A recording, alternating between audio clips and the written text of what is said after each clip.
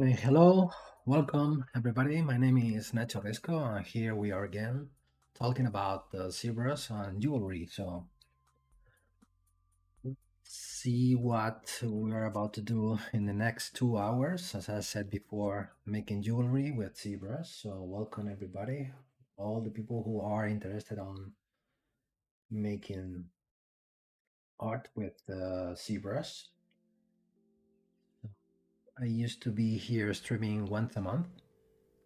Today we are going to follow working on this design I started on my previous streaming. So we are making a ring based on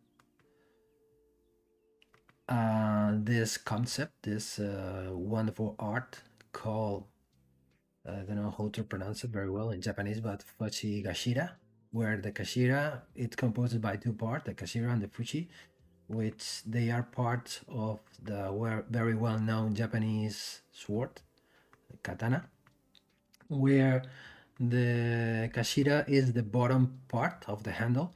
So I found this inspiration on in the internet, and think I thought that it's a very cool idea or a very cool concept to transform this fantastic art that you can find on the net.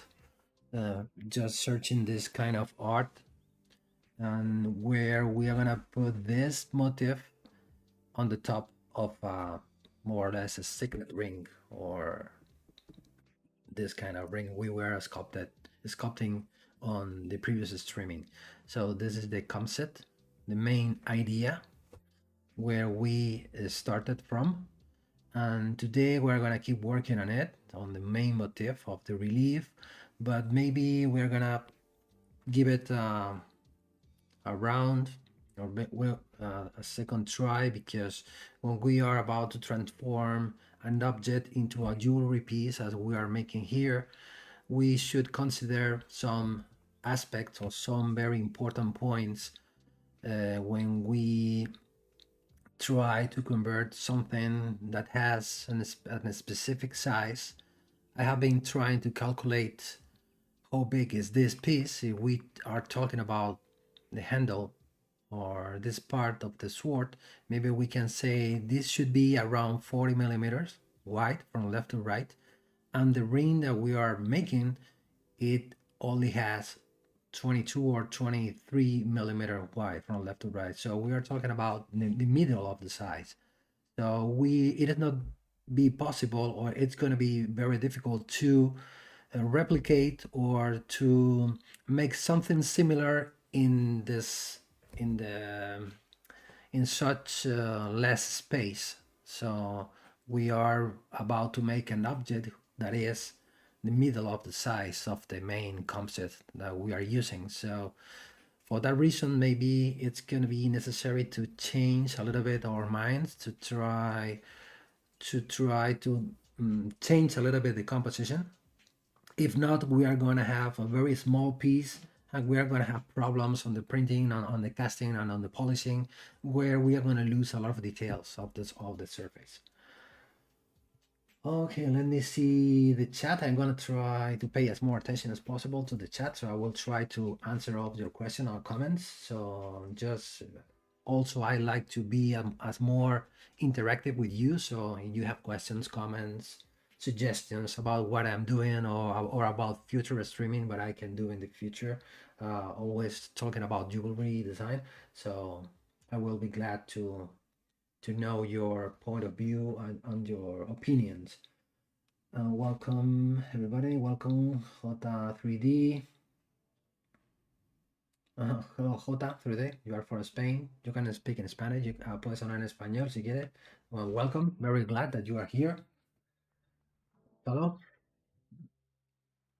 So I suppose that you are also working for the jewelry industry, yeah, right? Because you said you are a fellow artist in the industry.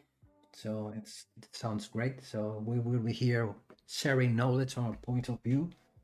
Video games, but in ZBrush. Okay, so it's a bit different then. So glad that you are here, interested in something completely different that you are currently doing. your business. Hey Fexter, how you doing? Welcome again to another streaming as usual. Amigo, ¿qué tal? Yeah, let's do it. Let's work in Giants for the masterclass. Yeah, the masterclass will start this Friday. It will be in Spanish. I'm sorry for the people who don't speak Spanish, but I will give a masterclass Friday, Monday, and Tuesday talking about reliefs. JCD, me encanta el diseño, sobre todo de juguetes. Tengo varias impresoras para prototipar, así que lo tuyo. Perfecto. Sí, todo lo que sea impresión 3D, ZBrush, impresión 3D, la joyería está dentro de ese mundo. Da igual que luego igual te vayas hacia juguetes, como acabas de decir, otras industrias, pero es la combinación perfecta. Impresión 3D, ZBrush, puedes hacer cualquier cosa. Aunque si hablamos de joyería, las reglas son un poco distintas que en juguetes. O también recibo encargos relacionados con juguetes o con figuras. Entonces, la forma de trabajar es un poco diferente, pero el concepto principal puede ser muy, muy similar. Y espero que te sea útil lo que vamos a ver.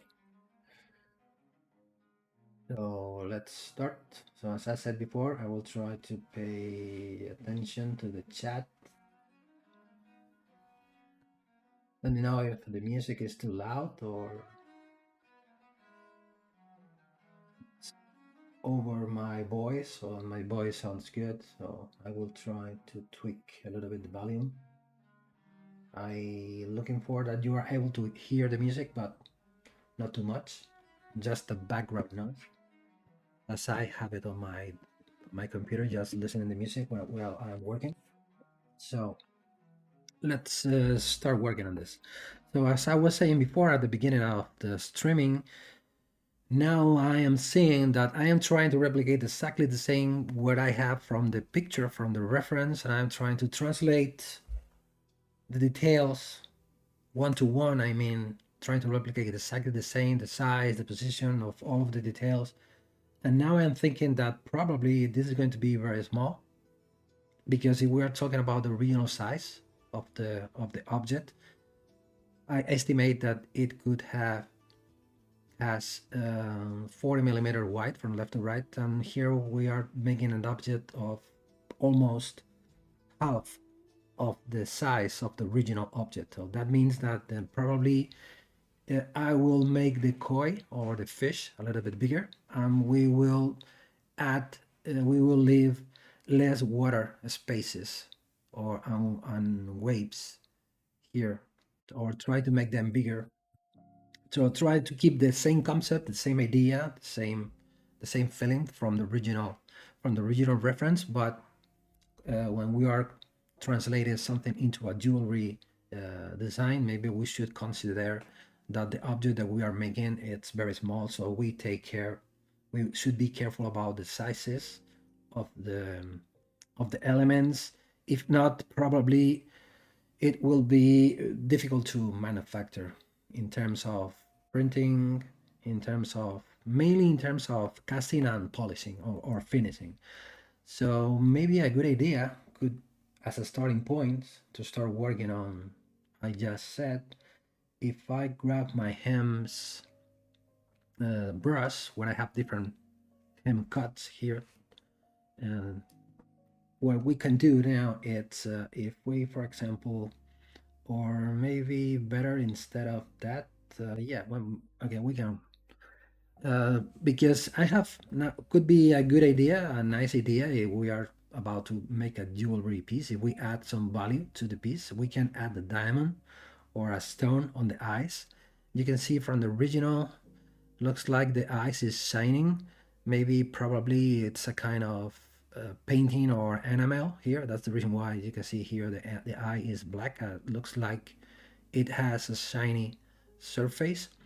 Maybe if we convert this piece into a diamond, into a round cut stone, crystal, diamond, or whatever kind of stone or synthetic diamond we can put on here, just for make it cheaper.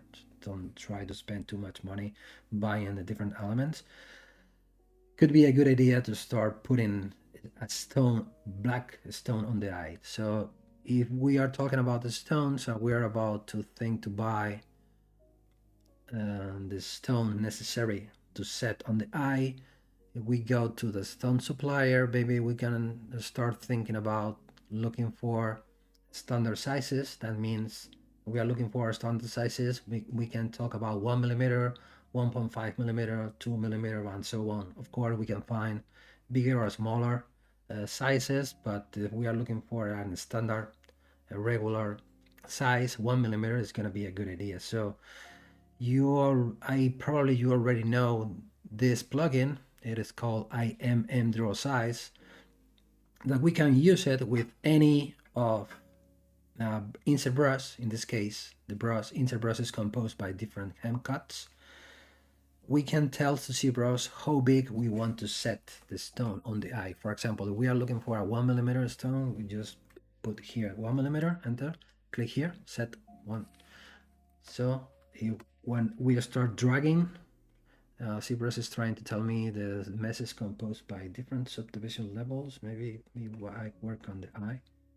Probably it hasn't, this mesh hasn't subdivision. So now we are allowed to use an insert brush. So if we start growing the stone at any time, we press the control key, we are gonna block the size to 1 millimeter in this case. So now I have a good reference. If we say 1 millimeter, looks like the size of the fish is good, but probably we can make it a little bit bigger, as I said before, because if we are talking about 1 millimeter, we are talking about very tiny stone, almost invisible. We can feel the bright, we can see how it shines, but if we set a stone of 1.5 millimeter instead of 1 millimeter, will be better. So we will be able to see the stone better shining on the surface. So let's say here, instead of 1.5, set IMM draw size, and dragging and control. This is the equivalent of 1.5 millimeter. Let's stay with this size as a reference. We can split mass points now to get the stone as a separated individual subtool. Split the mass points. Probably to differentiate this mesh, we can change the material. I'm gonna use this. I like this material where I work with black stones, jelly bean material. So mRGB and fill object. So we are having here a good reference just for knowing how big should be now the fish according to the new now it looks the eye is too big for the fish. So I'm gonna try to use this. We can use two different ways. We can use the C plugin transpose master to transpose or to move or to scale more than one subtool at once, or we can use this with the gizmo. We can use this commonly known as pixel boxes, this icon, where we can select more than one subtool at once. For example, just control drag. So now the subtools which are not rendered with these horizontal lines means that they are selected and they are ready for be moved, all of them at the same time. You can see I need to grab the tail as well here.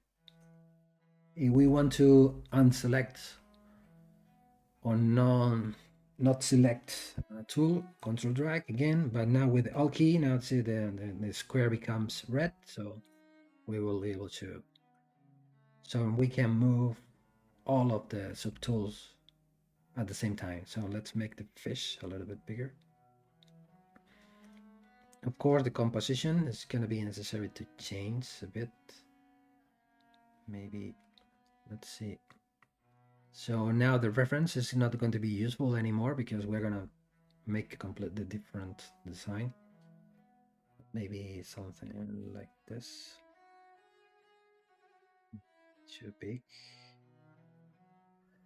Like this. maybe what we can do is bend the tail. This is good for just move more than one subtool at the same time. But in my opinion, I prefer to use the transpose line because for me, just my personal preference, you have more freedom in case of you need to change the pose of something, just not moving, scaling, or rotating different elements. But with the transpose line, you are going to be able to mask and pose more than one subtool at the same time. So let's go to the transpose line now. Go into the shape plugin, transpose line, where are you? Transpose master, I'm sorry, so T-pose mesh. So ZBrush will create a temporary file with all of the subtool grouped at only one subtool, and now, but they are split into different polygroups. You can see here the colors means subtools. So what I'm gonna do now, I'm gonna select the body, the fin, the tail, and the back fin like this. I'm gonna invert it, and now I'm gonna apply a mask.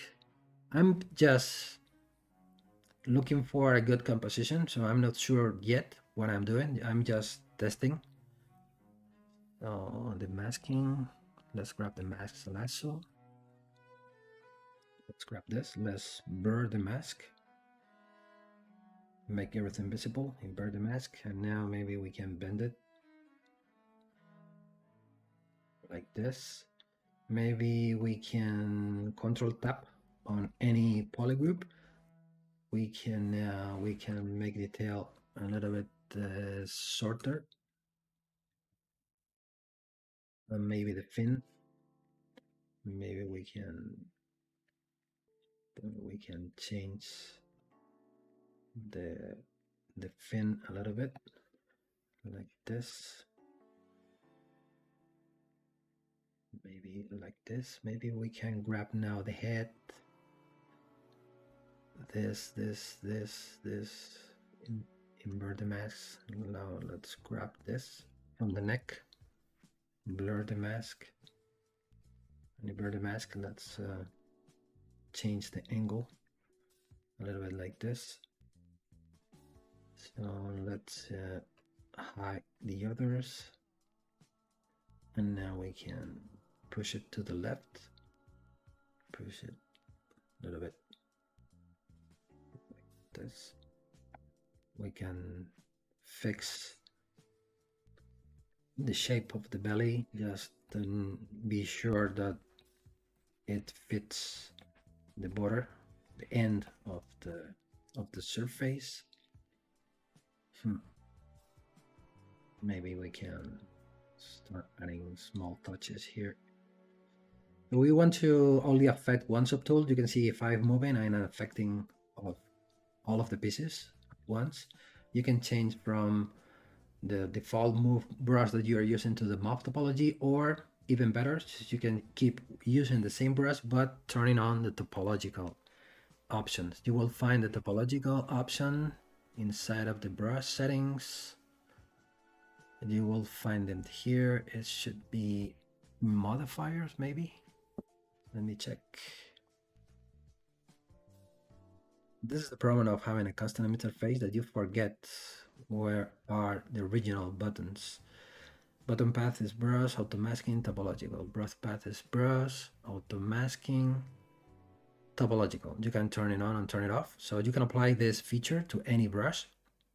In this case, it's going to be very useful because this will allow us to move individually the elements who are not welded together, or are part of the same mesh. So maybe we can change the shape of the fin. We can smooth this. Maybe we can push this up, push this down. Maybe, of course, I need to, let me see, I need to fix a little bit this. At this point, we are working like a puzzle where we have the design is split into different elements. That means that we are allowed to work with individual pieces, individual elements. So it's like when we are creating the composition, when we are designing the object, so we are just playing around with different positions, sizes, locations till we find something that we like. So then will be the moment when then to start working more on the details, on the secondary forms, for example. So we are right now we are just focused on the composition, how it works as a whole thing. Maybe we decide to create an eye of 1.5 millimeter, and maybe it's a little bit bigger, a little bit big. I don't like to have this so big eye, maybe, but maybe the fin should be a little bit here, a little bit more hidden behind the body. Maybe I need to make this a little bit longer. It should be here, having a good arc here. Maybe the fin, back fin should be here. This, and maybe it's gonna be a good idea to make the relief a little bit thicker, because here the maximum height that we have, and we use the transpose line as a ruler from the bottom till the highest point, more or less here. We are talking about here we are having less than 3 millimeter thick. So on the screen everything looks big and nice, but we start taking real measurements. I'm working with a caliper now on my hand, so we talk about 3 millimeter. 3 millimeter after polishing with the scales, for example, we are going to have a lot of problems to keep the scales well defined. So maybe it's going to be a good idea to make it thicker. So let's select all the subtools which are part of the fish.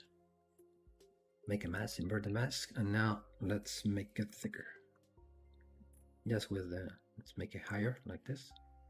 Let's push it up a little bit. Of course, now things becomes a little bit weird, because now you can see now from this view, even from mostly from this view, it looks a little bit strange, but now it's time to start fixing parts. Now to make this part thicker, it's a good idea to turn on the back face, so we're gonna be able to make something like this. Maybe without the back face, like this, we can start fixing the mouth. Maybe the jaw should be here, and maybe the fin as the same as before with the back face to make it thicker. We should be sure that everything is touching the surface. We are not having empty spaces like this. I don't really care about the eye because we can fix it later. So we can make it this, and maybe we can, without the back face, now with the move topological, we can fix the fin a little bit, because from this view maybe it looks a little bit thick. Of course, we still need to work on the water, on the texture of the background, so we can fill this gap. So because the distance between the surface and the highest point is too big, because from the side it looks a little bit strange, but we can play with the background to avoid those problems. So we can backface, push this down like this, and now it's thicker. The body is taller than before. Maybe we have more room or add more details to get them better defined on the printing, on the casting. So we will have more success on the finished piece if we are having more distances between the lower surface and the higher surfaces. So we are having more room to add more details. We will get better definition on the final product. So maybe something like this. Now the fish is bigger. It should be here somewhere. We can start. Okay, oh, perfect. More questions. I love that you send questions. ¿Planeas patentar esto? Moles, castellanos, es alternativo, todo eso lo haces en casa. Are you planning on October? No, I am probably yes, probably no. I don't work as a jeweler. I haven't got jewelry workshop, but I have a lot of contacts, a lot of friends, a lot of clients who are able to manufacture the files that I am designing or I am creating. So depending on the kind of design that I'm doing, some of them I send them for manufacturing, for 3D printing, casting, and so on until the final product, and someone's not in this case. But I always try to, when I'm creating something in ZBrush, we are talking about jewelry, always try to follow the rules as more as possible to have success on the printing, casting, or on the finishing. So I don't care just for making beautiful or nice designs. So at the same time, I try to make them ready for manufacturing if possible in the future. But for example, in this case, but of course, when we are talking about jewelry and you're about to think about start manufacturing something, making a product, you should start calculating the money. So if we're talking about print, cast, and finish this, the first thing that you should have in mind is that you have enough money to put on this design. That's the reason why I don't send all of my design for manufacturing. But in this case, could be a nice idea for send it this at least for printing. Most sometimes I send my design not for the whole process, just for the printing, just for testing and learning from myself that what I'm doing on the screen works on the physical product. So grabbing the physical product on your hand, you can check if the thicknesses or in the distances or the sizes that you are using works well. So that's the reason why most of the time I send my designs for just for 3D printing. Some of them I follow the process and some of them not. Ivan, thanks to you for being here. Ivan Marozov, thank you very much. Saram, hola, bienvenido. Chocobeer, the Japanese sword details are such an ocean of yes. Uh, yeah, that's true. Ocean of inspiration and fascination. I completely agree with you. We talk about the whole Japanese art, same thing, but we are talking about the art behind katanas is amazing. And keep in mind that this was made centuries ago, even more fascinating. How long this take to make? It will depends the amount of time that you are able to put on it. For example, we are talking about the streamings. Maybe we will be here streaming. Maybe today and the next stream we can be talking about 3 streamings. If we're talking about streaming, we talk about 2 hours each. Maybe I can estimate 6 hours between 6 or 8 hours to get it complete, to finish it and ready for manufacturing. Could be a good estimation. You should keep in mind that we are making something that doesn't exist. So it's not just copying something or having a reference and trying to match the reference that you have. You are creating something from scratch. You are designing, you are grabbing ideas from different resources. So you are trying to put everything together to making a jewelry object. So that means that during the creation process, maybe you can take a decision that doesn't work, so you can remake it again. You should consider that time also. If we are talking about linear time, maybe we can talk about 6 hours, but if we are not sure of where we are making, we can put 2 hours or even 3 or 4 hours more for making testing and trying things. And thing we are here, so now the fish is bigger, thicker, the composition have changed. So at this point, we are ready, so we can come back to the transpose master and click on here. So ZBrush will change everything to the new position, size, and so on. So this is this is the next stage that we have. Is the moment of start saving this file as another progress. So this will be the considering now too. Yes. Took a wheel. I got a wheel. To get my bird. Yeah. Oh, that's cool. It's like holding a priceless treasure. Yeah. Yeah.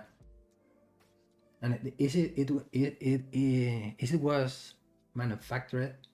Is it what I mean? It is a is it original old piece? It's a replica, or it's a copy from the original? Because when we are talking about this art, we are talking about hundreds of years of they are very old, and they should be very very expensive. So maybe the eye should be smaller. So let's keep this as another option. Then we come back here. So probably we can hide this subtool because we are not going to use this anymore. Even this, we can delete it directly. And I'm gonna keep this. Let's put it on the eye socket. Maybe like this better. Let's make it thicker. Move back face mask. Like this. And this another eye. We can split from the body. Split hidden. This eye only will be visible from the front view. I think it works as a detail on the front view, but it's not going to have many sense from the side. But we will try to cover with from this view with a wave. So let's make it rounded like this. And now let's come back to the jaw. It's off place. Fix it.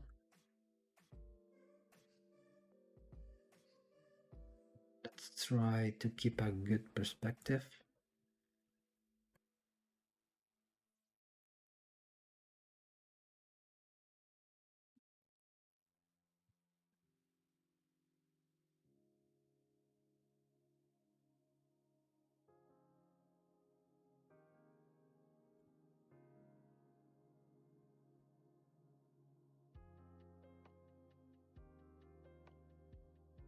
Well, at some point, if you are stretching too much the geometry using, for example, as I'm using now the back face mask for make things thicker or longer, maybe it's a good idea to go to zero measure and change the topology.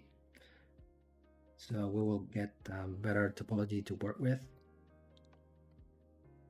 So the pin maybe has to change a little bit. Maybe we can push this close thinner like this, maybe longer this way and this way. Make a new topology here as well.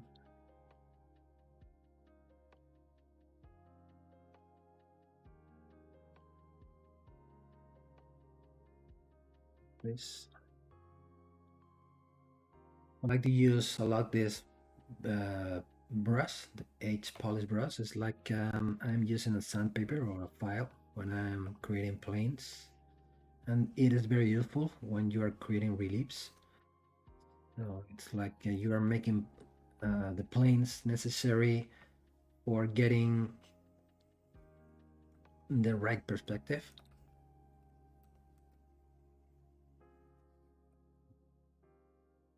Maybe the eye needs to be a little bit, it should be more something like this.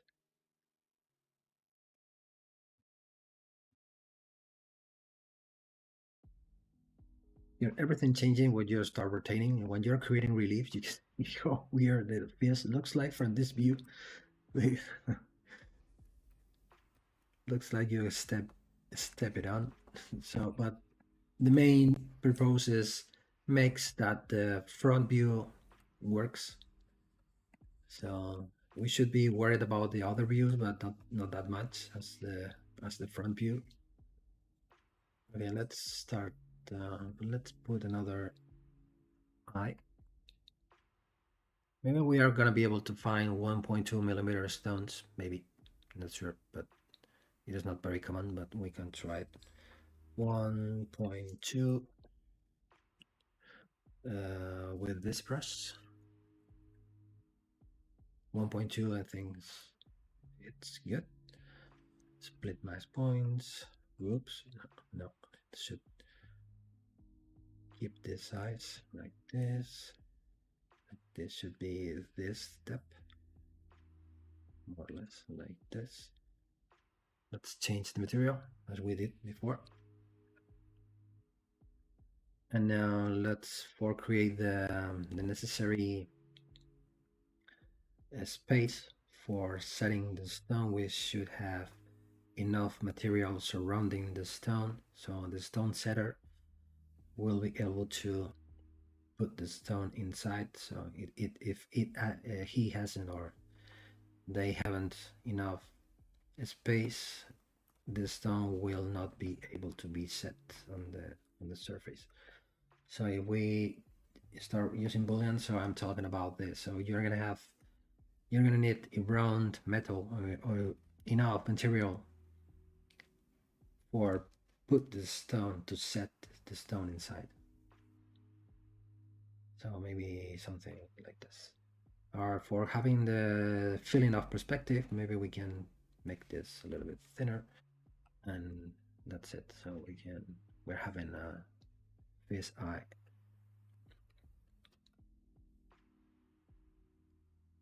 So we can grab this brush, and this should be the plane like this. And let's start working on the water, on the background, because the relief should work as a whole thing, all the elements together. So maybe we are taking decision. It's not a good idea if you are taking decision only having only one element. So you need to have all of the elements of the composition of the scene to start taking decision. Maybe like this. So let's start working on the water. Just 1 minute, because the fin still has a very rough shape. I think it hasn't, the feeling of perspective looks completely flat and off of perspective. Maybe we try, let's start working with trying to create a plane here. Let's see now how it works.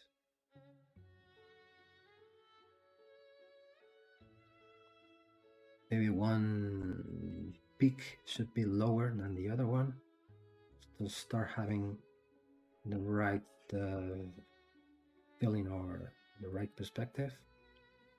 Let's see.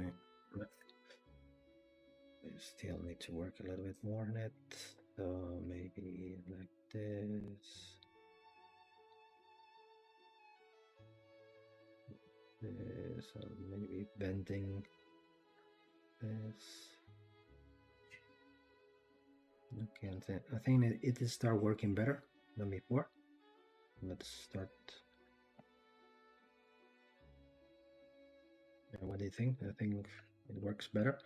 I like to use the transpose lines many times as bending or modification to modify objects.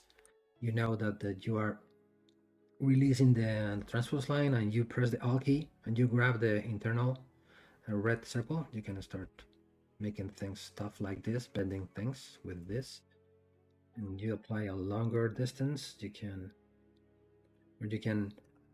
use the line from this point to this point. You can just bend this. So I love to use this feature of the transpose.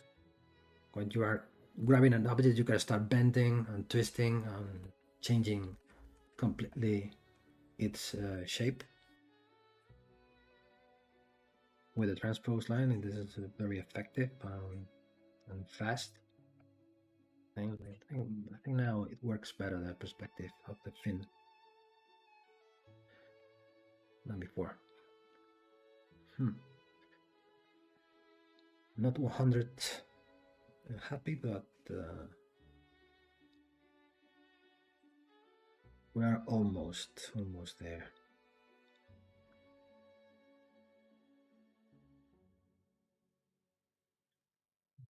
Maybe.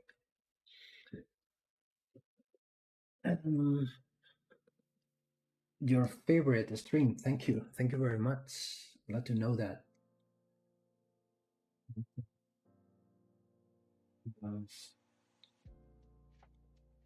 And the Jacoby is saying, let me scroll up a little bit the chat because I have lost some comments. Buenas noches, me alegra verte por aquí. Desde el aire. Encantado de que estés aquí. JTT, my BHP keys are more used than the keyboard. Yeah. And you say the BHP, why are you using the B, the H, and the P? Because we are talking about the transpose line, we are working about the Q, W, E, R. So you can see here how the buttons change. Q, W, E, R, that means draw, move, scale, rotate. You are always pressing the Q, W, E, R just when you are working with the transpose line. They speculated to which school it might have belonged, and I have a book about Shubha's. The design of that school looks pretty similar, so I guess they are right. You know, the fancy design. So, yeah, could be real, and it's a real treasure of them what you are having, and it even it was a gift. You are a lucky man, I think. A K-sign phenomenon. Thank you very much. Glad you like it, and incredible knowledge that I just try to learn from many artists. So I'm here just for this, just for sharing my way of working. I hope you are able, you will be able to share new techniques or new ways to accomplish or to make the same things that you are already doing with ZBrush. I started using ZBrush 20 years ago, I think. From now, more or less, maybe 19. I know, I'm not sure. Is the shortcut for high H polish? Okay, BHP. Yeah, there's a brush, BHP. Yeah, exactly. You are right. BHP. There's the B for brush. For the people who don't know this. So B for brush, H for polish, B, H. I'm sorry, B and H, and the P is for polish. So you will be able to find quickly. Yeah, I got it here on my custom interface. I'm using the H polish, the default H polish, and I also use the SK polish. I think you already know that SK means the letter from the Japanese artist who create this pack of brushes. SK.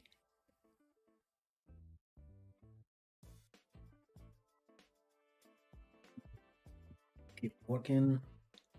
So maybe for the water, I have this another subtool. You can see here you have so maybe it's time to start working on it. Well, I'm gonna try to keep the same style of the waves, but as we start talking or start saying that it's gonna be necessary to make them bigger. If not, they are gonna be so tiny and even impossible to read on the surface or to keep them visible once polish it and finish it. Now I'm watching now this fin. I like this fin. This is an endless retouches. So at some point, I think it's a good idea to finish looking at your design, keep them breathe for a day or something. If not, you can turn crazy because you're always trying to to looking for the perfection, making changes, updates and updates, and at some point it's for your health. It's much better to leave it, come back tomorrow or day after tomorrow, and start watching the thing you created with the fresh eyes, and maybe you will get better ideas.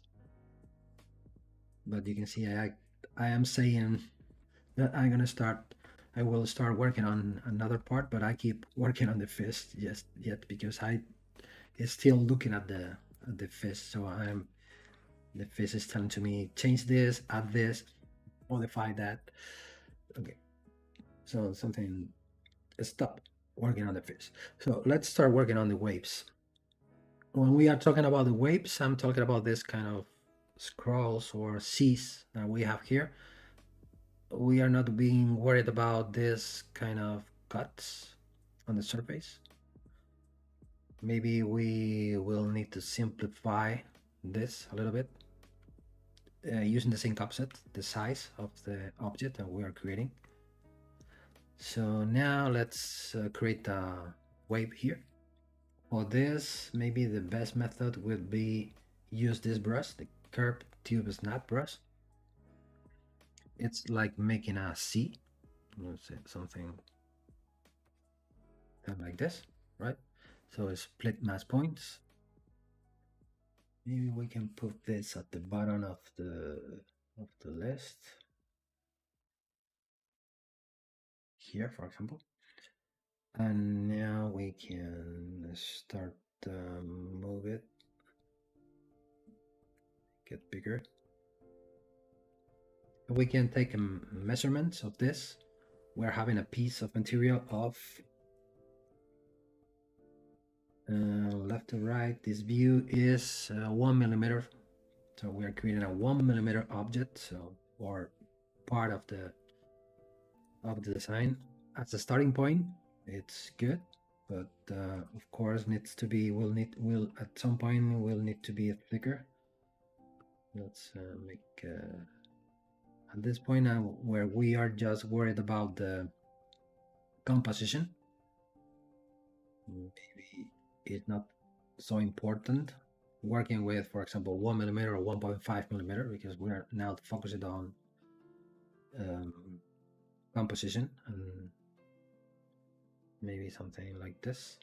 We can change the topology, we can polish it, and now we can make it thicker as easy as using any of the move brushes. In this case, I love to use this move infinitive because I know when we are working on the front, when we are working on reliefs, we're used to work always on the front view. That means that everything that we are moving on the front is happening on the back. That's the meaning of move infinitive depth, is that we are touching here, but at the same thing is happening behind. And this becomes very useful when we are making reliefs. And if I want to make this thing thicker, as easy as turn on the back face mask, and now we can start make it thicker like this. To bend it, we can use a mask,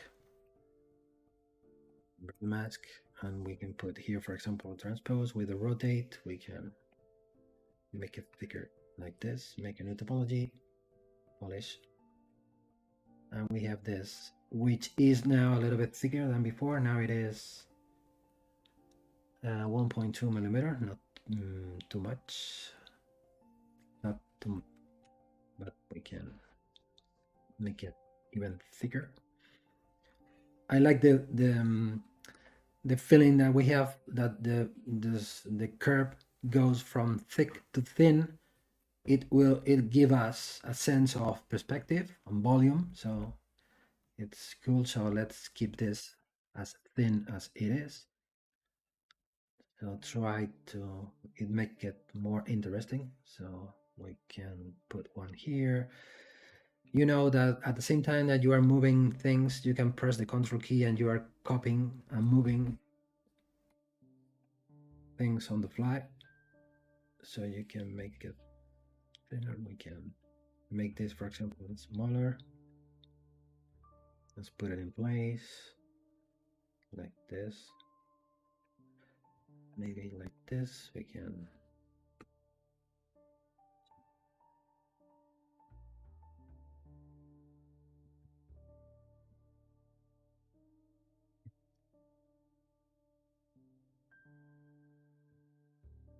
this.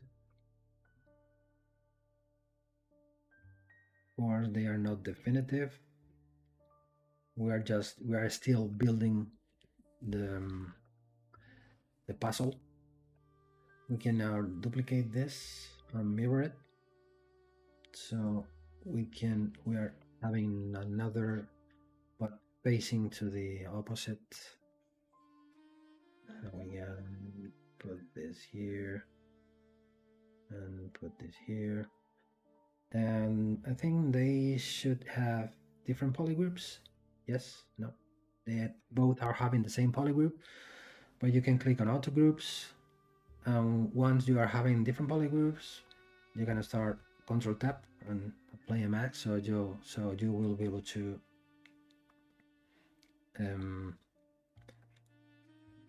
isolate and move only one. This one again could be here. And maybe they are a little bit taller, like this.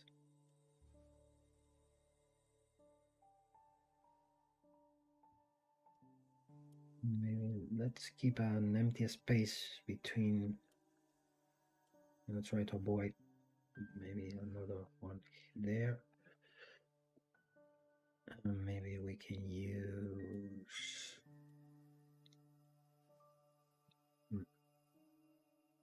Maybe we can put this here.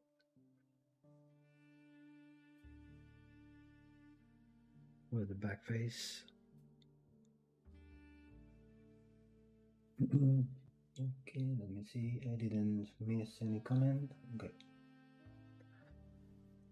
We can, for example, add this one.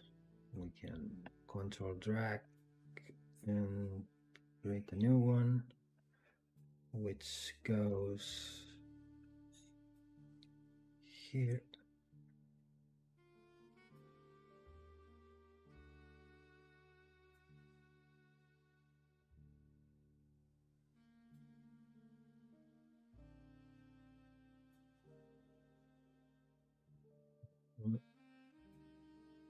And now we are going to use this one of this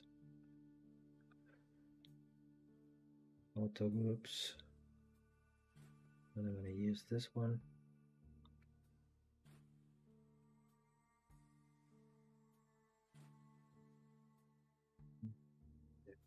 Shape. I will need to change the shape because it has to be more flat or flatter. And it could be put it here. Wank. Like this. Let's make it thicker. This.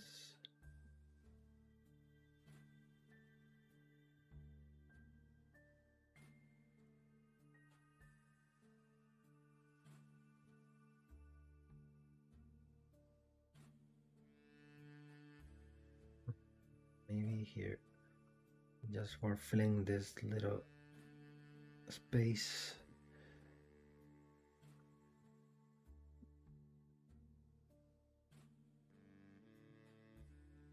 Yes.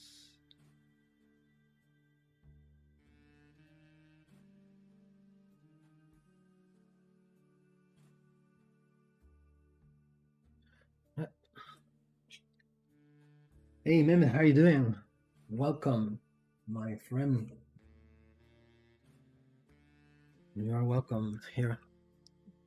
Glad to know about you again. You turned 50 past week. So now we can auto groups and we can use this and we can put this here, for example. Yeah, now at this point we are looking for a good rhythm between all of the curves, yeah, for having a good composition. And sometimes it's difficult to find that, but I'm having the main reference. I'm trying to follow, not copying exactly the same, but I'm trying to follow the rhythm, as I say, as I said before, of the composition.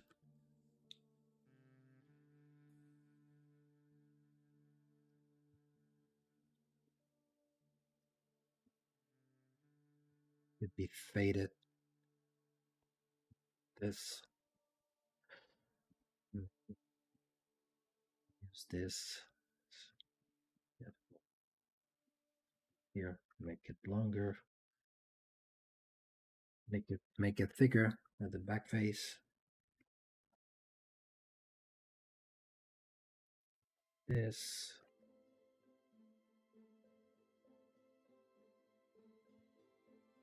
this. Let's keep them separated, or try to keep the empty spaces or the negative spaces between the different elements, because like this they will work better on the metal uh, piece, because you will not get artifacts when one element touch another surface in the middle of both parts. You can have a strange I don't know how to explain it, but will be more difficult to clean the space between each part, and will in the final product these two waves will look like more than one with an strange form, instead of two individual shapes, clean individual shapes. So that's the reason why I try to keep them separated, so they will work better.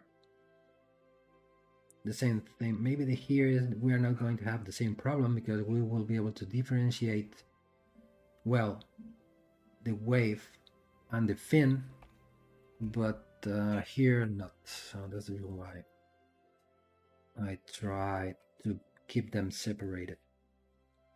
Sometimes I try to explain things that I have in mind in my Spanish brain, which are difficult to explain in English.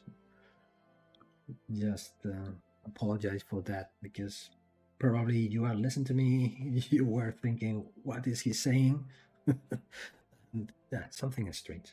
So don't listen to me too much.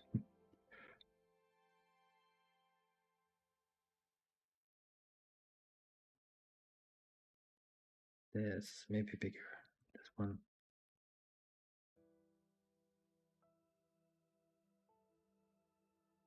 Maybe they are too much. Maybe this one. I'm gonna merge everything into one subtool. Merge down with the auto groups. I can maybe this will work better. Now it's time to start playing around with all of them.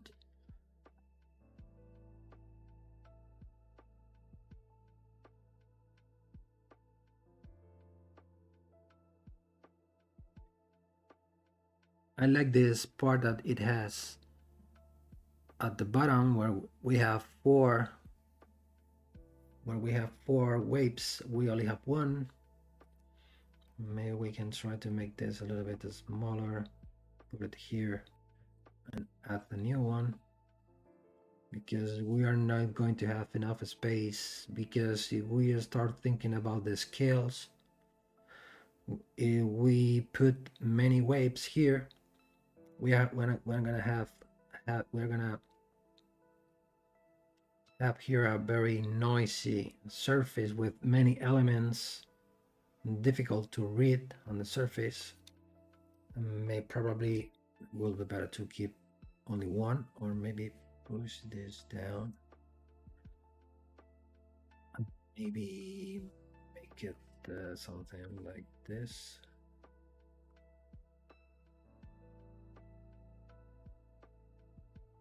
And doesn't work very well from the front. Let's see. Oh, I fix it. Maybe I can put this here. And now maybe I can put this here. Even instead of 4, maybe 2 will work. Let's see.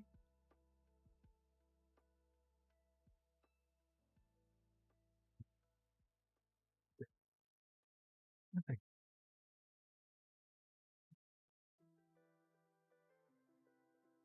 Good enough, I think. Maybe I can make a copy of this one.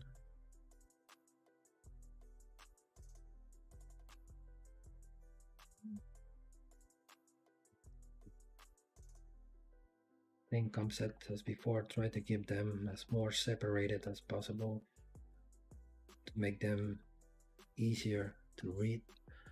Okay, maybe let's stop here. Then the whole composition, I like it. Maybe we're almost there. Let's save this.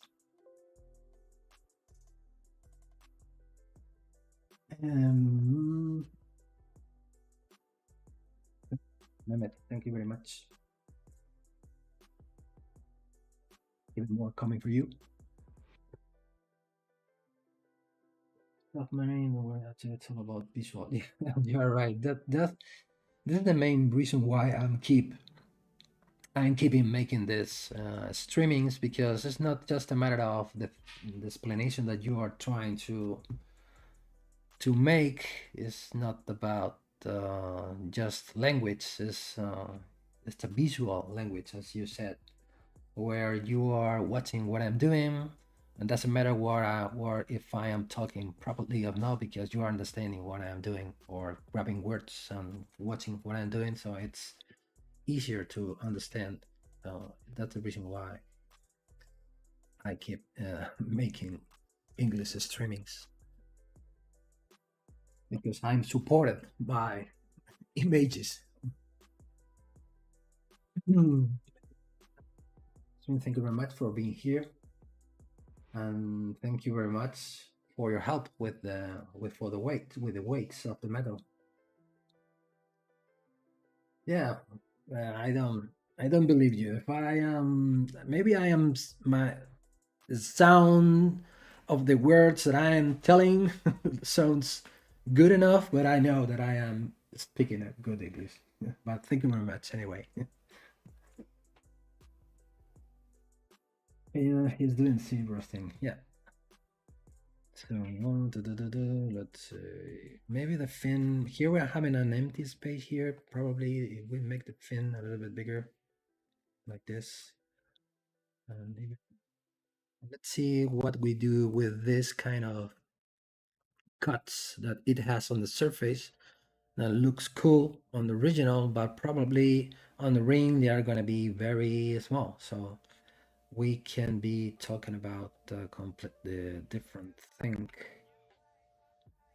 I will show you one method when we work with reliefs. You can see here now all of this kind of curly things are, some of them are floating on the air. You can see here we are still having an empty space behind them, and if when we are talking a relief, everything should be part of the same surface with different heights with different steps or different layers, but everything should be part of the same so we need to be sure that we are not having floating elements or empty spaces between, or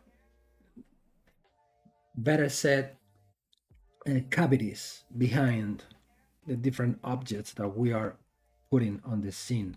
So a very cool, good tip for this when you're having this tool, when we are working with reliefs. So we are selecting the front view. In this case, is this view. This is going to be the front view. So you can go now to polygroup section, and I'm going to turn on my colors. Okay, one important thing: if you are having more than one subtool, more than one polygroup, it's much better if you group everything into only one group first. Control W. So now everything becomes green. That means that we are working only with one polygroup. And now you can push this button. Push that button. So group front. You can say now the green. Now we are having a different green color. That means that we are just made a new polygroup based on the camera angle, in this case in the front view. So if we turn it to the back, we can see we have now having two different polygroups. So now we can control tab, reposition the gizmo, and now we can push this back, and now we are able to remove all of the possible cavities that we have. Now the issue that we are having, for example, for this one, it works. For this one, it still works, but for this one, looks a little bit strange because we just made a 90 degrees extrusion or movement. So, but before removing the mask, we can grab the move brush, and now we can start changing the necessary angles. If you only want to change one at a time, we can change from move to move topological, and now we can start changing the angles, the necessary angles, like this, for example. For example, this one, this one, this one, and this one. Now, once we are happy with the composition, we can create a new mesh. Because if we turn on the mesh, we can see we have many stretch polygons. They are not, the surface is not well organized. So we can long polygons, small polygons, even polygons which looks like triangles. So at this point, it's not necessary to keep the polygroups. So let's just tell to ZBrush, give me a new mesh with a double amount of polygons. So with this will be enough at this point, right? So we can polish it, and now we are having a better, everything is touching the surface. We are sure that we will have success on the printing, and even more in the molding. We are thinking about making molds of this piece. Now it's time to keep working on them. So like this, we can make a new mess with more polygons, even more like this. Polish. I like to use a lot the polish features, mainly polish and polish by feature, to relax the mesh, to keep everything smooth and clean and nice on the screen when I'm working. Hey, do you use bas relief? No, I never use bas relief. I think I used it when it was released during the beta testing. Honestly, the idea that I have is not very useful when we are about to create reliefs for being manufactured. Probably it could be very useful when we are talking about normal maps, or we are talking about video games or rendering or other applications. It could be useful, but when we are talking about products as jewelry, as a ring, or coins, medals, and so on, from my point of view, it is not useful. It's, the result that you are getting is not clean enough for being manufactured. That's my opinion, my personal opinion. I always build a sculpture from smaller forms. Yes, and even more, I always try to split the sculpture into as many parts as possible. So I think for my workflow, it's better because I prefer to work with many individual parts. So during the working process, I can take a decision to merge different parts together if necessary. But during the designing process, I prefer to keep everything individually, instead of sculpt from only one single surface. Yeah, the bas relief function has a strange algorithm. I'm agree with you. It flattens. It works more like It works with the grayscale technology when ZBrush is reading the information from the canvas and collecting different grayscale tones from the screen, from the canvas, and then apply that information to the mesh and extrude it with different layers. But it is not good enough, I think, because the reliefs, they are much more trickier or difficult than that. For me, it doesn't work very well, honestly. I think the intention of making something useful or cool to work with is there. I'm agree with that. They have tried to give us a useful tool, but in my opinion, it doesn't work very well.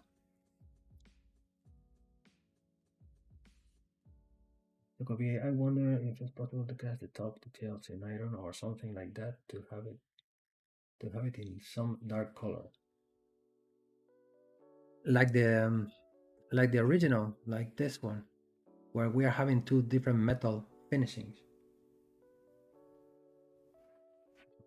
To have it in some dark color. Yes, we can make a patina here, or even with silver. It's not going to be necessary to use iron or another metal.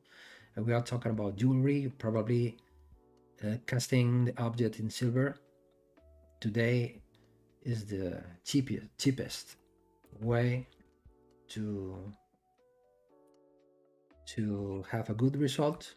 And on over the silver surface, you can apply different kind of patinas or baths to change the color to dark areas. You can apply many different techniques for having different. And also you can apply a kind of a mask and apply a gold coating only on one part of the design. You can do many things. How will this piece be manufactured? Will it be cast and then plated? Yes, could be. It could be plated only with the part of the, like the original, the part of the fish with the white, I'm sorry, with the yellow metal, and the other part of the surfaces with the blackened silver coating or something. At this point, what I try to collect or to learn from the professionals. So, for example, if I have this thing in mind where I'm looking for different finishings, different colors, the best, how to say, the best strategy is talk with a professional, with the person in charge of the jewelry workshop, for example, that you work with, and speak with them and explain what you have in mind. I would like to make this into a different color. Which is going to be the best way to approach what I have in mind? Well, you can do this. You can do this technique or that technique. So once we decide the kind of technique that we're about to use, we can talk about how difficult is to apply that finishing on the thing that I'm doing on the screen. Maybe probably they can tell me, try to don't put too many elements on top of the fish. If not, it's going to be very difficult to avoid to apply the different colors. Or for us, it's going to be much more difficult. Try to make things simpler. No, it's a matter of communication between the designer or the people who are creating the object and the people who are going to be in charge of the manufacturing. Hola Carlos, ¿qué quieres decir con algún plugin? Explícate a qué te refieres. ¿Un plugin para qué? Porque he usado uno, por eso me gustaría saber cuál es tu duda.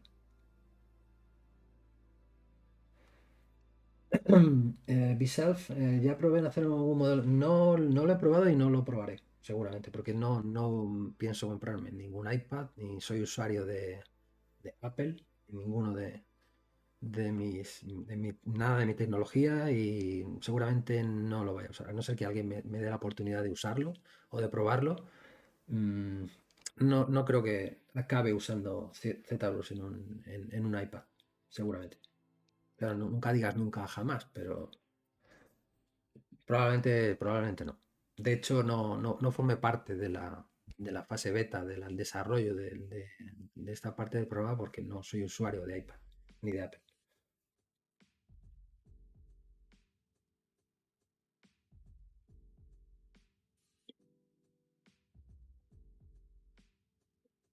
Okay, I'm still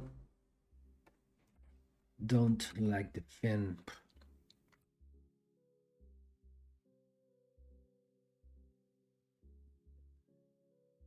Yes, it is. So maybe we can use, we can make more, we can add more polygons, and we can use the H polish, and we can create this parts a little bit flatten. We can flatten this. I think they will look more interesting than the original, as the original. So making things like this.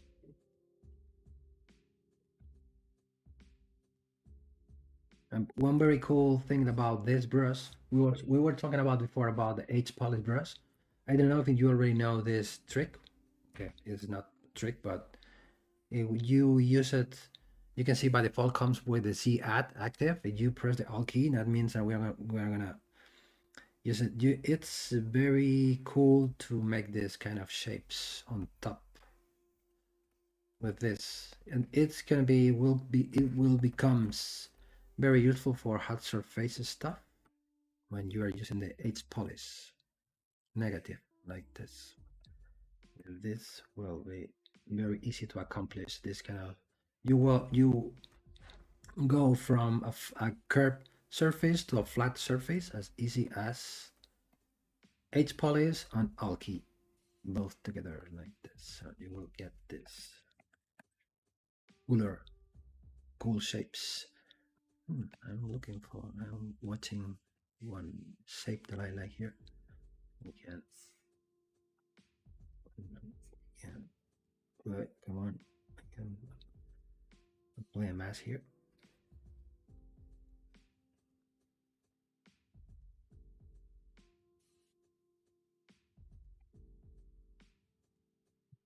Like this.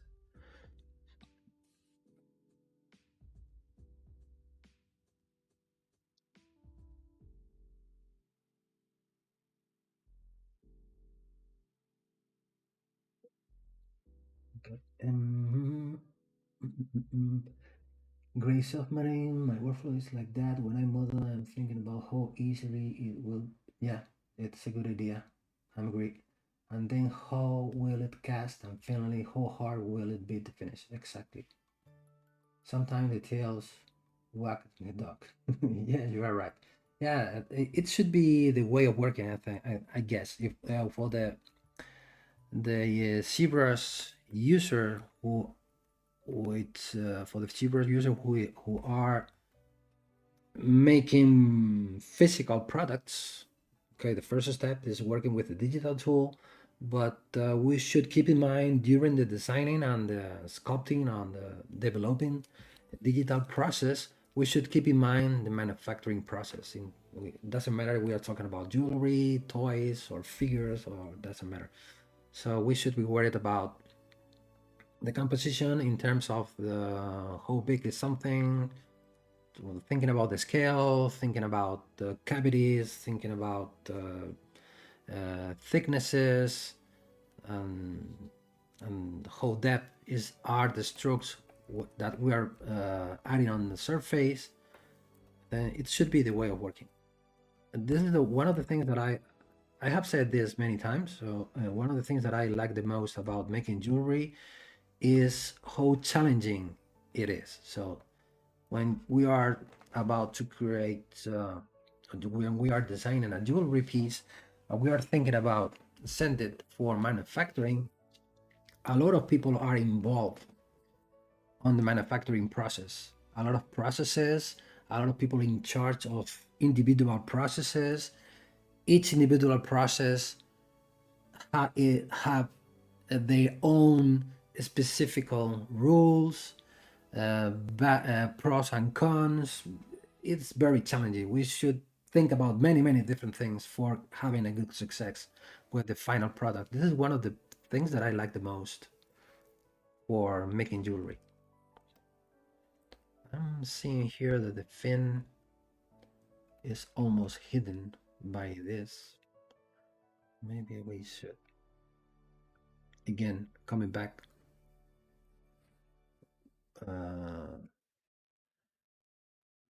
to the composition,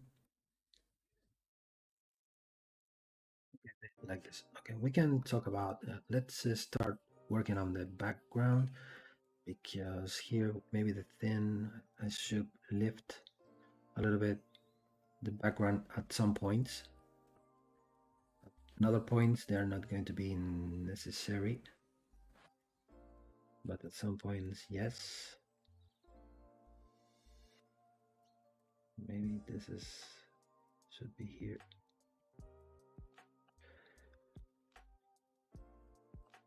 I forgot to read one comment. Would you mind displaying the previous questions and answer in English? Are you referring to the previous questions in Spanish? In Spanish, I was talking about one of you were asking if I already tested ZBrush for iPad, and I was saying that I will not test it because I'm not an Apple user. I haven't got an iPad, and I haven't got the mind to buy one. Because from my point of view, if I'm working on Cintiq, Wacom Cintiq as a professional, as my mainly professional tool for making what I'm doing, in my opinion, hasn't too much sense to put the amount of money that the right iPad cost just for testing another version of ZBrush. I will keep working on my desktop with my Cintiq. Carlos were asking if I was using a special plugin for the stone of the eye, but I answered about what kind of plugin was he asking, because I was using a plugin, but I'm not sure if he is looking for something specific, so I'm still waiting for his response, and hope this answer the questions that you have lost in Spanish. Let me know if you need to know anything else. Okay, let's work on this, maybe for the waves. Okay, the surface is not going to be flat. It could be wavy, so with different thicknesses, probably here, and maybe with H polish, it should be, I'm gonna polish this surface like that. Maybe the waves needs to be, probably you already know this technique of using the move brush with the Alt key. You will be able to push the mesh towards or against the normals that you are touching. So you are using the Alt key, you will be able to move to make this movement. So of course you can move it up and down, but from this view you want to push in or push or pull out from this camera angle. You can use the Alt key with the move brush. So you will be, and this is will be very handy with reliefs as well. Whoops, this, okay, so I need to flat this. Okay, now let me check the chat. Okay, no more questions. Carlos, Carlos, no, solo quería saber cómo habías hecho la piedra para el ojo, pero luego veré el vídeo completo. Llegué tarde, ok. Just translating, Carlos is saying on the chat, he just wants to know how I made the eye on the stone.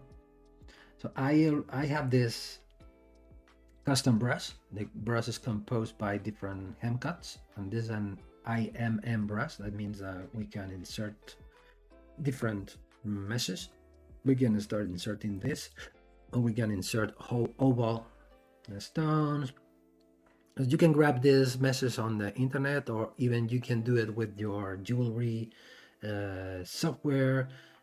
If you have a friend, or maybe probably I can share with you, you will like, no problem. They are just stones, nothing fancy. And the way that you can control how big is the stone that you are putting on the surface, you need to use this plugin, IMM Draw Size, where you can tell to ZBrush how big the object we are about to insert needs to be. So for example, if we are looking for 1mm stones, we select first the kind of stones we would like to use.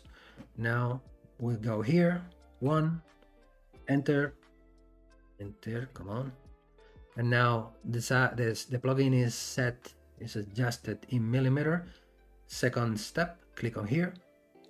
So now at any point, at any time, when we start growing the mesh, at any time we press the Ctrl key, now we are having 1mm, 1mm, 1mm, 1mm, 1mm. So this is going to be very useful if you are thinking about to make a pavé, a group of many stones on the surface.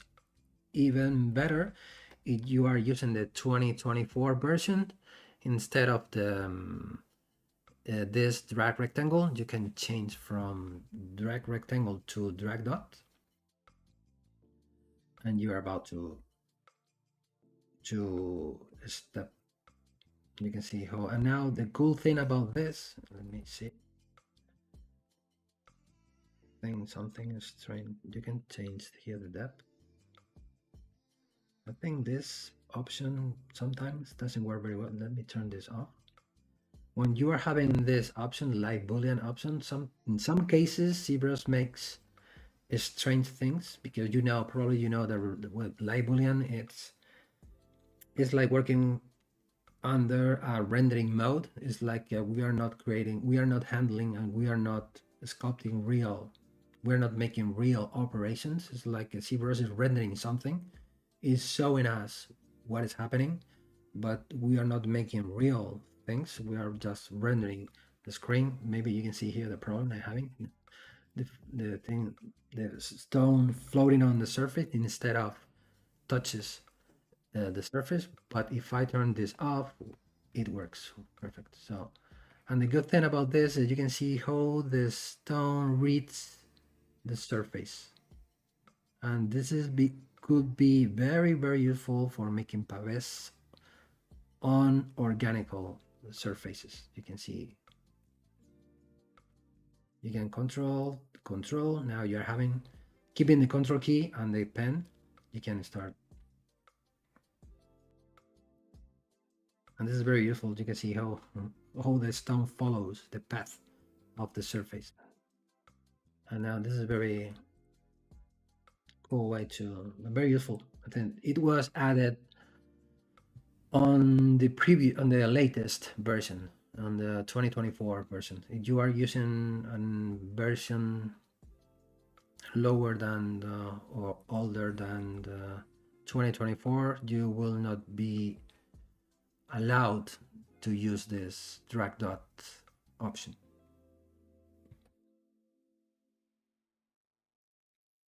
Bself is asking, when I set the stone on the surface, how do I put the drills or the holes on the surface? Yes, not exactly. But for that, I have made this custom insert brush that I have here. I will show you. I have been testing using this many times on my previous streamings, but I will show you here. For example, when we are talking about put stones on a surface, we will need different elements, as you said.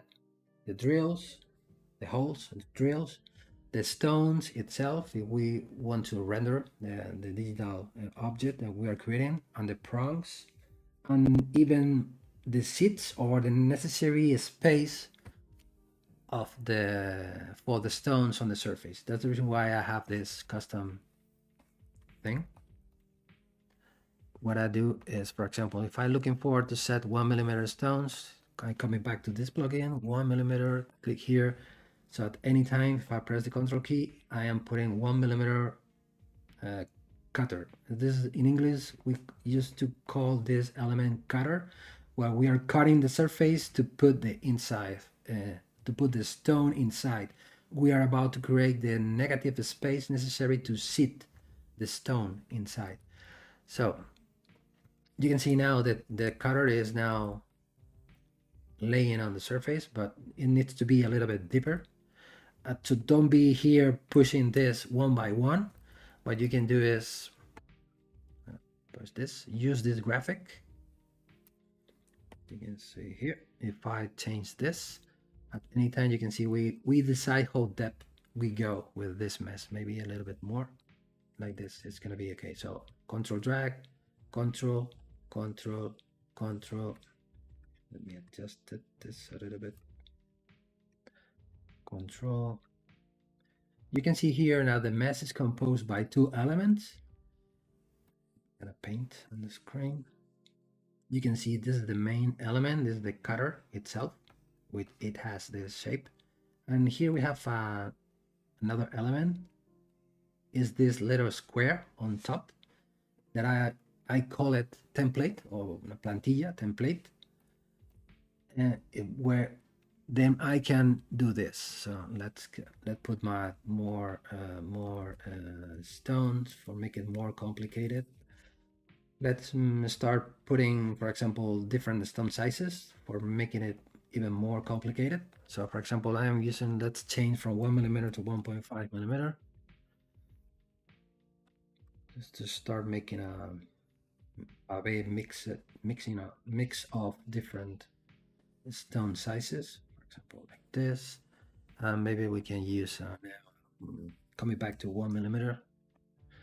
We can put one here, for example. Yeah, boink. Another one here, another one here, and that's it. Now we are having this. Control drag to remove the mask, and now we have different the mesh, the subtool, better. It's composed by different elements. So it's time to split all of the elements and send them to individual subtools. The way to do it is going to the splitting options, split to similar parts. In this case, it's going to be very important to use this option. Split to similar part. Never use this split to parts. So ZBrush will recognize all the similar parts, and it will make groups of as similar meshes as we have on the subtool.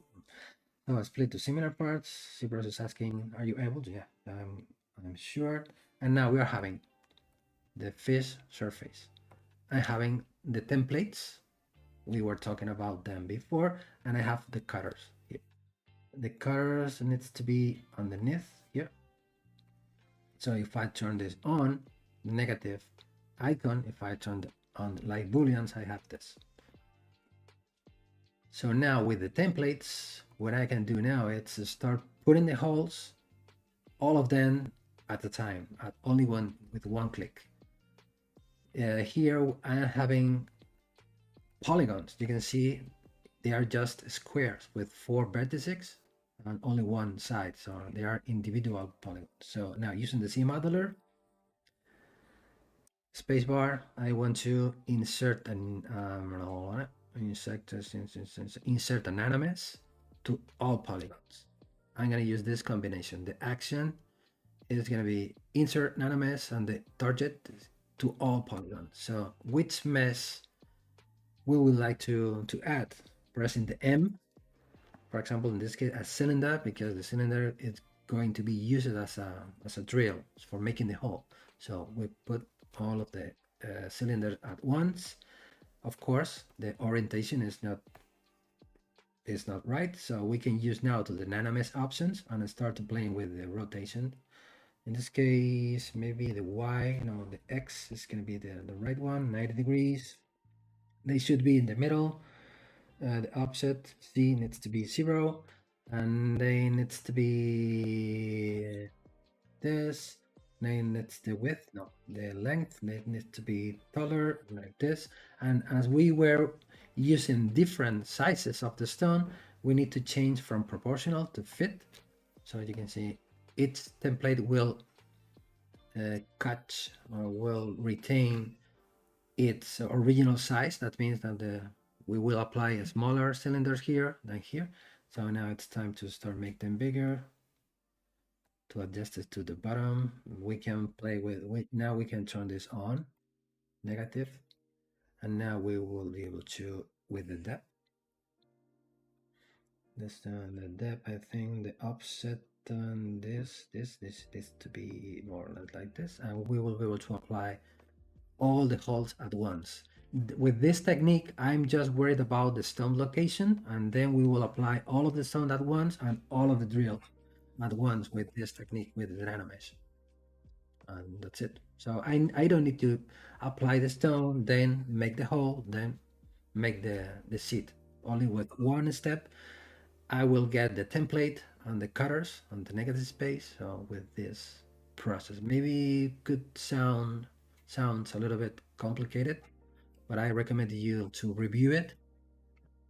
And if you have any question, you can leave any comment of the comments of the video, and I will be glad to help you if you need it.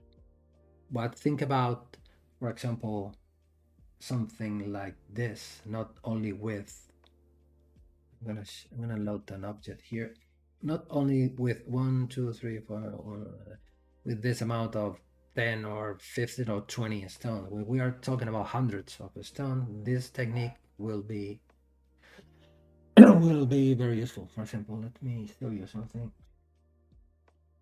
about this.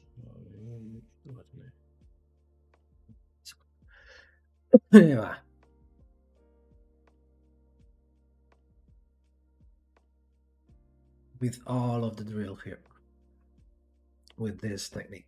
When maybe I have here the problems, the stone, this is the stone, this is the, what I'm looking for, the templates. I don't know where they, I think in here, this side, but here, this is what was made with this technique where you are placing a stone, and then you're going to be able to make all of the drill with the necessary calibrated hole to all of the surveys with the nanomesh.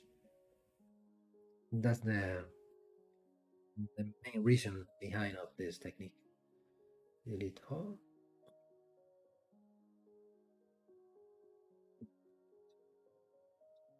But I haven't got it in mind to make a pave on the surface. I'm looking for more this kind of more um, traditional or sculptural surface technique. That template and cutter, it's so smart. You should be selling that. Well, probably hasn't too much sense because it's very simple. I think it's just the idea behind the process. Because I'm feeling bad if I try to earn money from that. I don't know, because you can make your own. You can make your. I will show you how to make the template. You can make your own cutter. So starting from a cylinder, you can, for example, squish it. You can use the taper with this cone at the minimum. You can make this thing. This is up to you, the shape of the cutter, because I have a sim. There are many, depending on the jeweler or the client is looking for a wider or closer cutter. Depends. There are not a main only one rule for everything. So you can do this. You can now groups by normals. Now here different polygroups. Now we can where are you? And we can QMS to only the polygroup. polygroup all.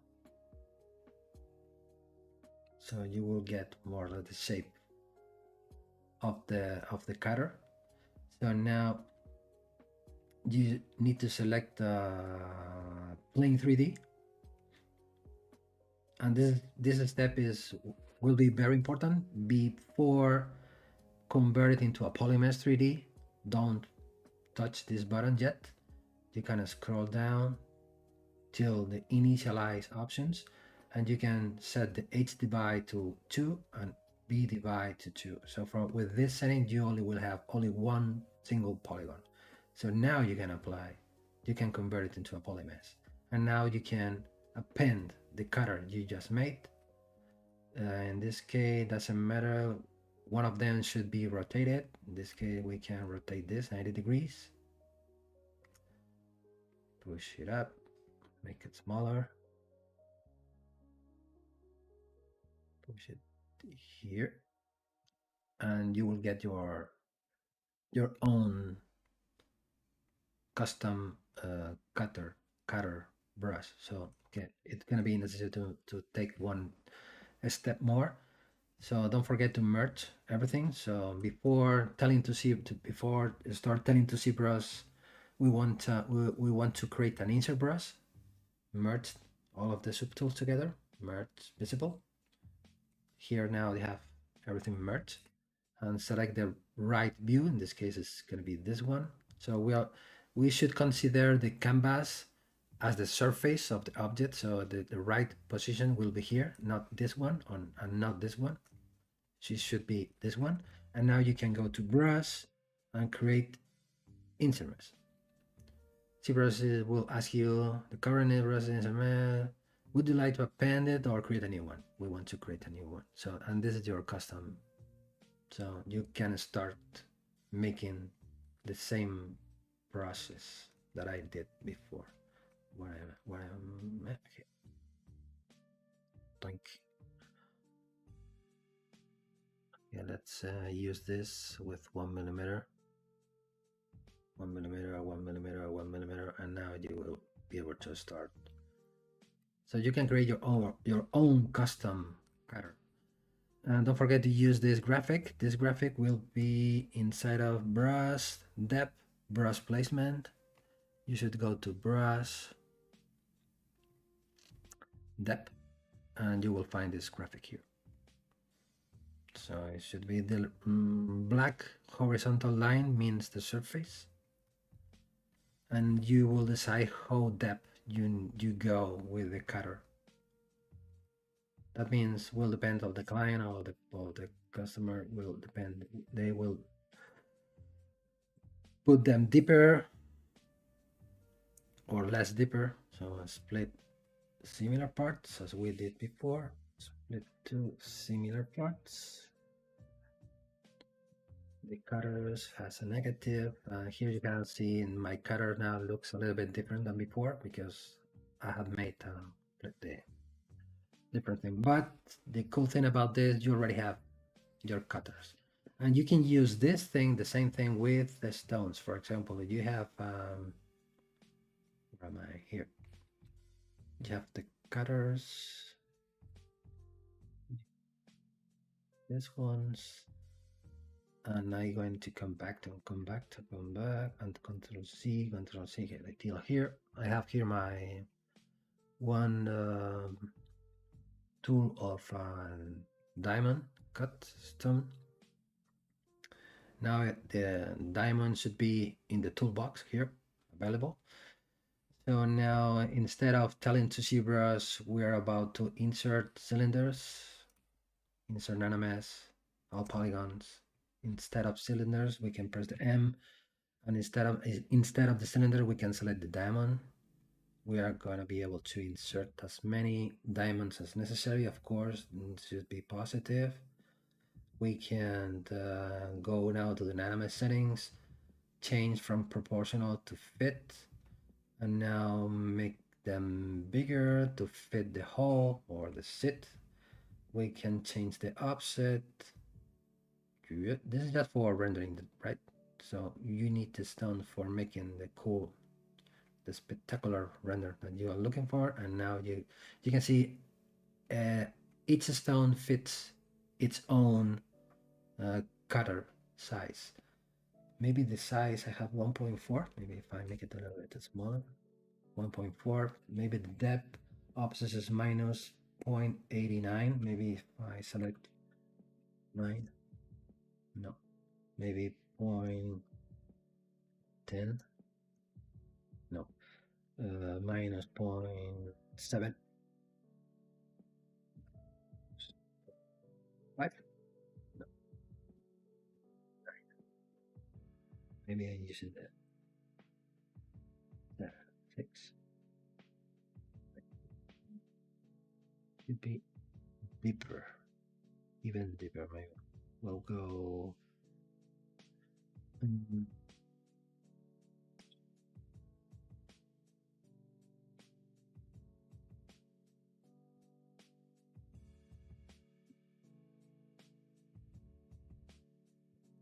Getting a good position of the stones. Maybe the stones, they are not deep enough. You can see they are still floating.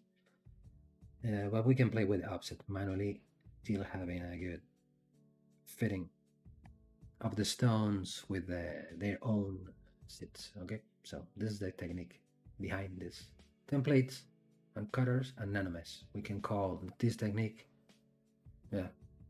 booleans, nanomesh. We can combine both elements together. Yeah, the stone setting is very tricky, and as far as I know, it is tricky in all of the softwares. All of the main softwares which exist on the jewelry industry are looking for the right of the most efficient way to set the stone on a surface. Of course, we are working on a CAD software when we are making a lot of mathematical calculation. Probably we will have more possibilities than a sculpting software than ZBrush, but maybe it's a matter of time. Maybe it will take a bit more time, make it manually one by one, but at the end the result will be more or less the same. Okay, so we can stop here. Maybe let me save this.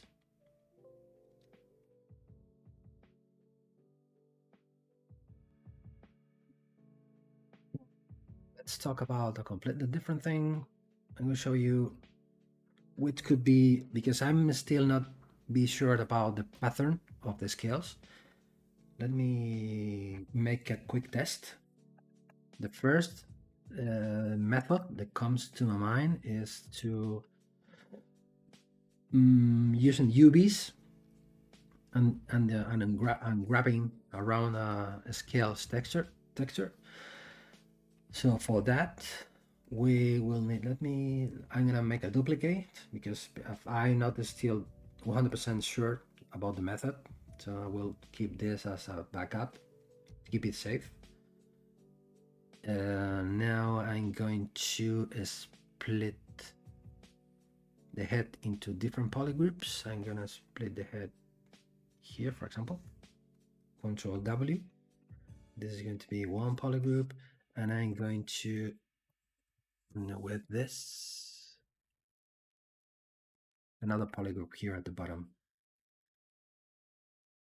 Control W. Now I have 3 different polygroups, right? So now it's time to create a new mesh using the same keep groups, smooth groups. That means that I don't want to apply any smoothing to the groups. And this slider or control is very important, the adapted size. It's the way that we have to tell to ZBrush that we are looking for as more quads as possible. That means that don't make the polygons too long or too short. Try and make them as more regular as possible. So zero measure.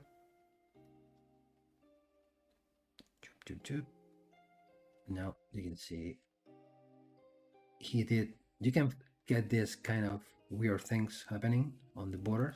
I recommend you, if you're about to create this, I use the smooth groups. It's a good idea to start making a new mesh so you can smooth the border between the different polygroups. I think, from my experience, it will be easier to to ZBrush to follow the contours of the limits of different polygroups, it will give it cleaner lines or more straight lines than jagged edges. So we can see remeasure now. Again, you can see the difference. Now we are getting much better results. And now we can subdivide the mesh, Control D, and Control D. 3 times. We're having 500,000. No, 1.5 million. And now we can go to UV Master. Put this here.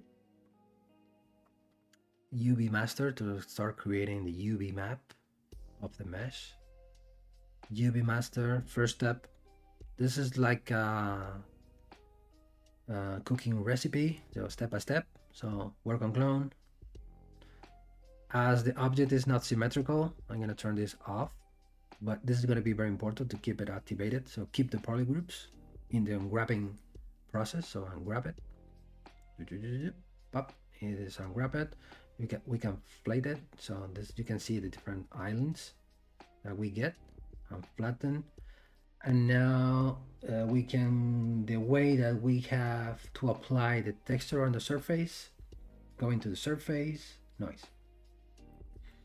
As we didn't create our custom scales image or seamless or tileable image, let's use a default scales pattern that we have inside of ZBrush.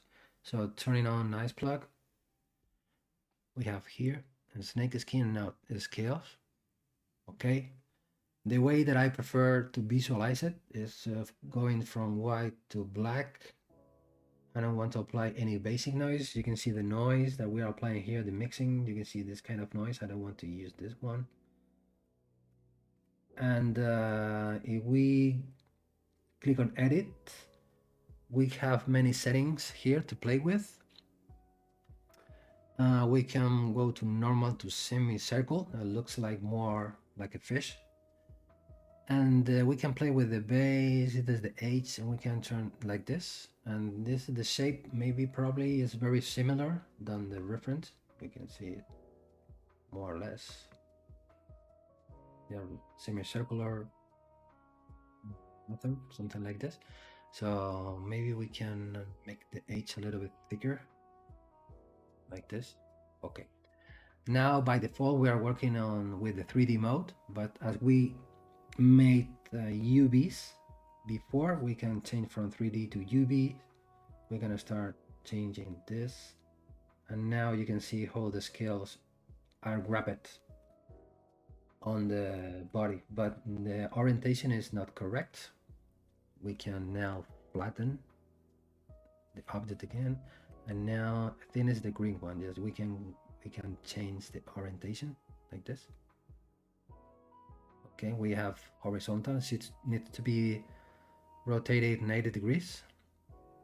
Flatten. Now we can rotate all of them, so we can 90 degrees, 90 degrees. And now you can see it will becomes, they're not exactly the same because, oh, come here. You can see here, I'm gonna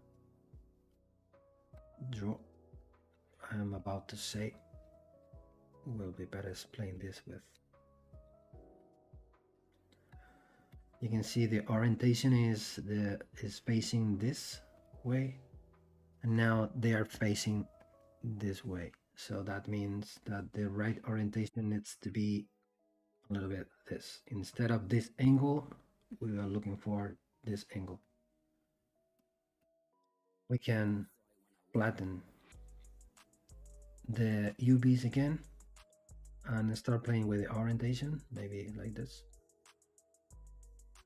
And not the opposite.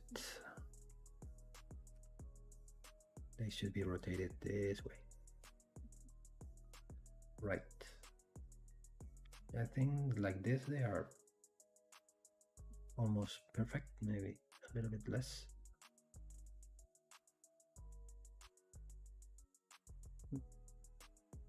button.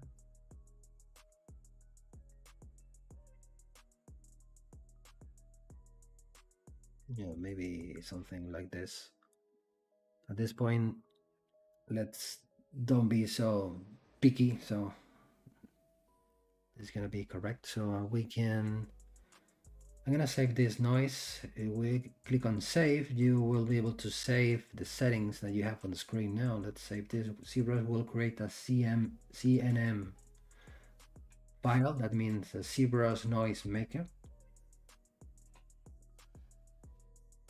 So you will be able to apply that noise to other the objects or any other meshes. And now it's time to copy the UVs we just created. Copy UVs, go into the original, this one, and paste the UVs.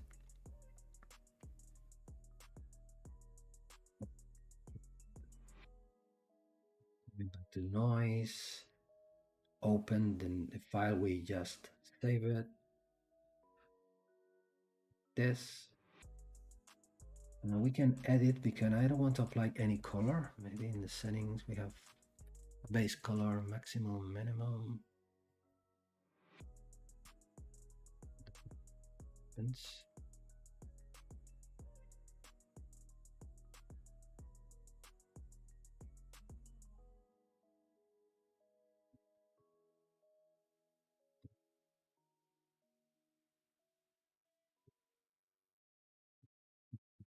Something like this. Okay. And now we can apply, convert the noise into a mask. Invert the mask.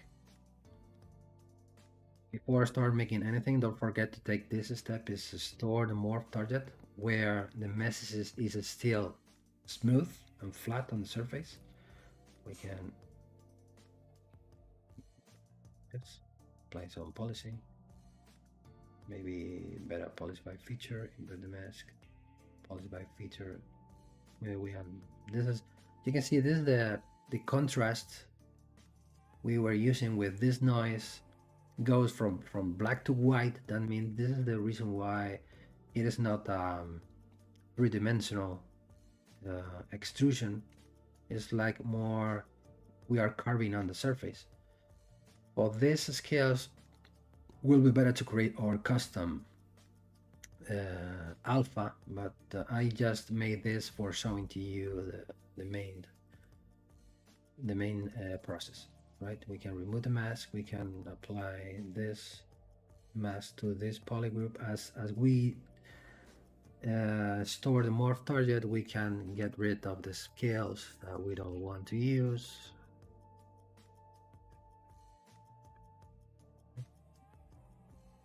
This.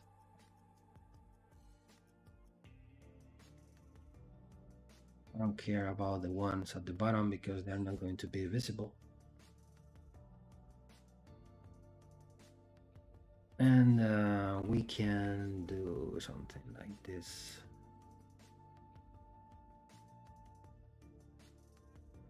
That's it. This is the technique I will use. I will polish a little bit more the, of course, the alpha or the noise, because it will be better to get because now the surface, you can see the surface is completely flat, remains flat, and I'm looking for more something like this.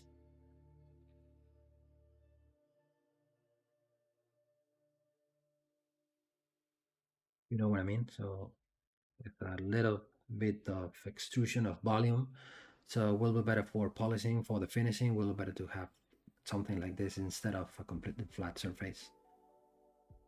So to achieve this, will be necessary to create our own noise, custom noise. I will explain this in my next streaming.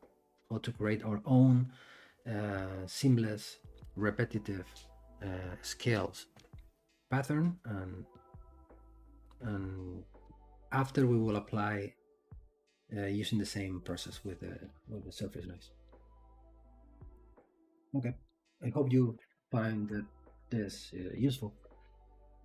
But at least at the moment, we will stop here. And the streaming, we will keep here, keep working on. We can fix here a little bit the orientation. I started the streaming talking about size and scale, and I can tell you that this will not work on the printing and on the casting, because you can see here the cavities here we are having here. They are around,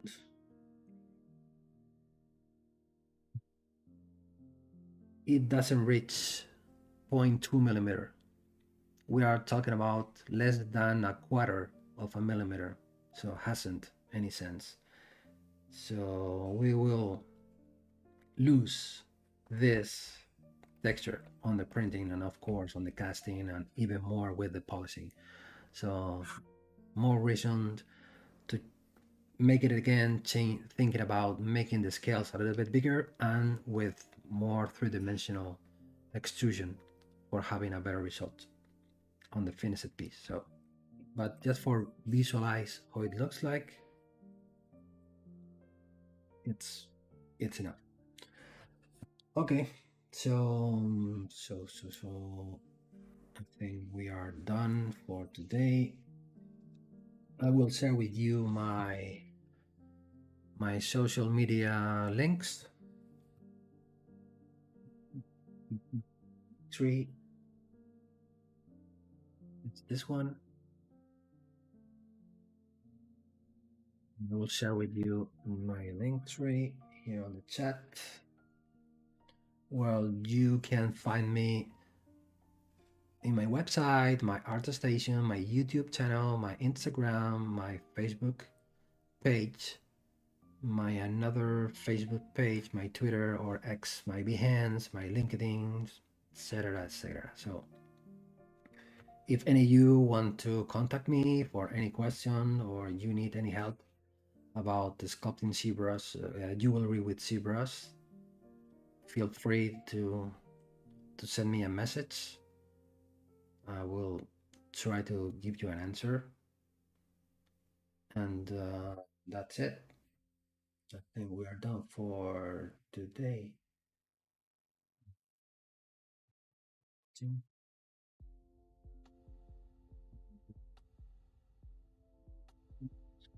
I will be here streaming again next month. You have I try to book my streamings around the middle of the month. So just if you want to stay tuned to my next streaming. Also, sometime this ZBrush Live calendar will be updated soon, and you will be able to follow me to stay updated about my future streaming. So thanks a lot to all of you who have been here watching my stream live, and thanks a lot to all of you who are going to watch this live this recording. So on the Maxon channel, or on my personal YouTube channel. Okay, thank you very much. Take care, everybody, and we'll see you next month. Bye.